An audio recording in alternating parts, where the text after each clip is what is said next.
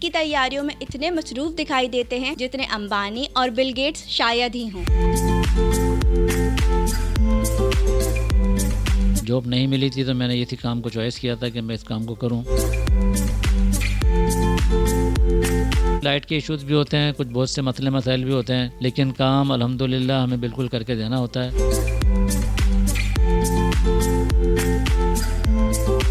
लेसें वगैरह जो है 10 रुपये से लेके 2000 रुपये तक की मिलती है। अब वो कहती हैं नहीं आप अपनी पसंद की लगा दें। बाद में उनको बताते हैं भाई 100 रुपये गज मिली है, तो वो कहते हैं कि नहीं जी ये तो 50 रुपये मिल रही है।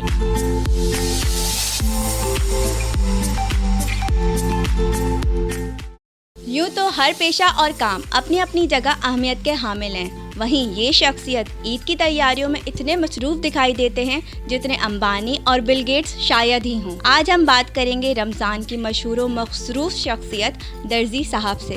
तो हमारे साथ मौजूद हैं मोहम्मद मुश्ताक हुसैन। आपने ये काम कब स्टार्ट किया? आप अपनी थोड़ी सी मुझे जर्नी बताइए कि कैसे और कब स्टार्ट किया और फिर ये जर्नी आगे तक कैसे चली। मेरा नाम मोहम्मद मुश्ताक हुसैन है। मैंने 74 में मैट्रिक पास किया था। जॉब नहीं मिली थी तो मैंने इसी काम को चॉइस किया था कि मैं इस काम को करूं, और उस वक्त से मैं ये काम कर रहा हूं। अल्हम्दुलिल्लाह रेशम बाज़ार के अंदर मेरी शॉप है, अफरोज़ दरियाफ़त के नाम से शॉप होती है मेरी। उसमें टेलरिंग का काम होता है, उसमें एम्ब्रॉयडरी का काम भी होता है, टेलर वर्क भी है, उसके साथ जरी वर्क भी है। लोग जो पुराने हमारे कस्टमर्स हैं वो एंड में आते हैं, नए भी आते हैं, पुराने भी आते हैं, उनको हम मना ही नहीं कर सकते। अब वो बजाय खुद आने के साथ अपने फ्रेंडों को भी लेके आ जाती हैं, फिर उसके अंदर काम भी कुछ इस किस्म के लाती हैं। लेकिन यह है कि अब जो पुराने कस्टमर होते हैं उनसे रेट वगैरह भी कम मिलते हैं, लेकिन काम उनका बहुत ज़्यादा करना पड़ता है। कारीगरों को काम भी देना होता है, काम काटना भी होता है, लेना भी होता है, देना भी होता है, और जो कारखाने में कस्टमर वगैरह कारीगर हमारे काम कर रहे हैं उनको काम पहुंचाना भी होता है। फिर कुछ लाइट के इश्यूज़ भी होते हैं, कुछ बहुत से मसले मसाइल भी होते हैं, लेकिन काम अल्हम्दुलिल्लाह हमें बिल्कुल करके देना होता है। ये रमज़ान जो है हमारे लिए बहुत टिपिकल होता है, लेकिन हम किसी को मना नहीं कर सकते। लेकिन हम सबकी ईदें बनाने की वजह से हम सबको अल्हम्दुलिल्लाह टाइम पे काम करके देते हैं। रमज़ान का महीना है और इस महीने में जो सबसे मसरूफ़ तरीन शख्सियत होती है वो एक टेलर होता है, तो आखिर इसकी क्या वजह है? अल्हम्दुलिल्लाह रमज़ान के अंदर लोग जो है रोज़ा रखते हैं, ईद मनाते हैं, इसी वजह से काम का रश होता है। लोगों को ईद पर रोज़े रख कर तरावी पढ़ के नमाज़ पढ़ के नए कपड़े पहनने का सवाब होता है। हर जुमे जो आते हैं उसके अंदर भी लोग नए कपड़े पहनते हैं। 4 जुमे रमज़ान के अंदर अल्हम्दुलिल्लाह आते हैं, तो लोगों की चॉइस होती है कि हम हर हफ्ते के अंदर नया सूट पहने। जो रमज़ान से एक हफ़्ता पहले जो आप लोगों का रश बढ़ जाता है कि आपके पास कपड़े वगैरह बहुत आ रहे होते हैं, तो फिर वो आखिरी टाइम पर वो आप सब चीज़ों को कैसे मैनेज कर रहे होते हैं?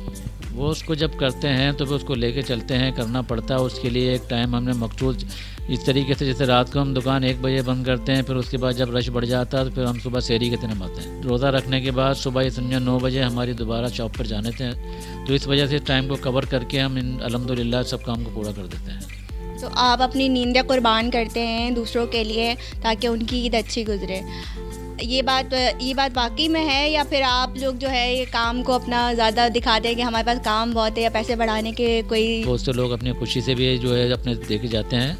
ऐसे भी लोग हैं जो उनको पता होता है कि काम कितना है, उसमें पुराने कस्टमर भी होते हैं, लेकिन वो मेहनत को देख के, काम को देख के वो खुद कहते हैं कि आप पैसे बढ़ा के ले लो, वरना जो हमारे रेट हैं उसके हिसाब से हम पैसे लेते हैं, हमें वही चॉइस करते हैं। किसी ने सूट ख़राब कर दिया है, कोई नया दर्जी बनाओ, तो आप फिर उन चीज़ों को कैसे संभालते हैं और आप फिर उन लोगों को कैसे हैंडल करते हैं, कैसे डील करते हैं? वो मसला ये होता है कि कुछ कारीगर ऐसे होते हैं कि जो सिर्फ उनको काम करना आता है, कटिंग वगैरह नहीं आती है, लेकिन रमज़ान के दिनों में वो कुछ बहाने करके अपने छोटे मोटे काम घरों पे ले जाते हैं, या किसी जगह में गली खोचों में कोई छोटी मोटी दुकान ले लेते हैं, वहाँ बैठ के कस्टमरों के कपड़े बनाते हैं, लेकिन उनके वो काम में वो बात नहीं आती, क्योंकि जो मास्टर कटिंग करते हैं, मास्टर की कटिंग होती है, उसमें और कारीगर की कटिंग में बहुत फ़र्क होता है। सिलाई हमारी हम लेते हैं 1200 रुपये, 1500 रुपये। अब उसमें एक्स्ट्रा काम निकल जाता है, कुछ डिज़ाइन हो जाते हैं, कुछ लेसें हो जाती हैं, उसके एक्स्ट्रा पैसे जब हम मांगते हैं तो फिर उनको ज़रा वो देने में ज़रा मुश्किल होती है। इसीलिए हम उनसे कस्टमर से कहते हैं कि जो भी इसमें चीज़ आपको लगवानी है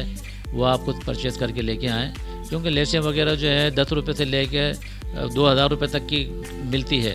अब वो कहती हैं नहीं आप अपनी पसंद की लगा दें। जब हम अपनी चॉइस की लगा देते हैं, बाद में उनको बताते हैं भाई 100 रुपये गज मिली है, तो वो कहते हैं कि नहीं जी ये तो 50 रुपये मिल रही है। रमज़ानों में तो आप हर किसी की याद में होते हैं, ठीक है, फिर जब ईद गुजरती है तो फिर आपको कोई याद नहीं करता, तो फिर क्या होता है? ये रमज़ान के बाद ईद होती है, तो शवाल का महीना होता है, जिलहज का महीना होता है, ये शादियों के महीने होते हैं। इसके अंदर इसको कवर कर लेते हैं हम लोग। बाकी सिर्फ एक महीना ऐसा होता है जिसमें मुहर्रम और हराम का महीना होता है, उसमें कुछ लोग जो है नए कपड़े नहीं पहनते हैं, तो वो नहीं बनवाते हैं। तो आपने जानी मोहम्मद मुश्ताक हुसैन की कहानी, जो कि रमज़ान की वाकई मसरूफ़ तरीन शख्सियत है, जिनकी मसरूफियत और मेहनत के बाइस बहुत से लोग खूबसूरत लिबास पहनकर अपनी ईद मज़ीद खूबसूरत बनाते हैं।